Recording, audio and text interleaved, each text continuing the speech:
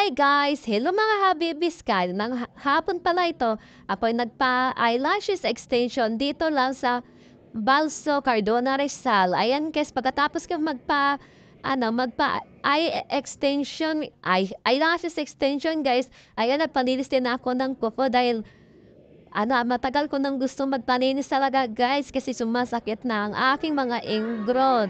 So need ko magpalinis talaga. So ayan guys, nabutan pala kami ng ulan diyan tsaka madilim na talaga yan pero maaga pa ang oras. So ay kasama po pala ang aking anak. Ayan guys, nababagot na yan dyan guys kasi gusto na niyan kumain ng french fries. So sa mabuti na lang may kapitbahay dito kung saan ako nagpa-eyelashes extension.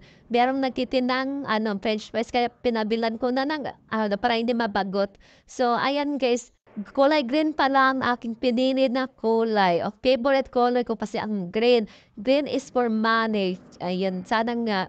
So ayan guys, nanay niya pala yan guys, yung naggumawa ng eyelash extension ko. Lahat sila guys, mga beautician guys.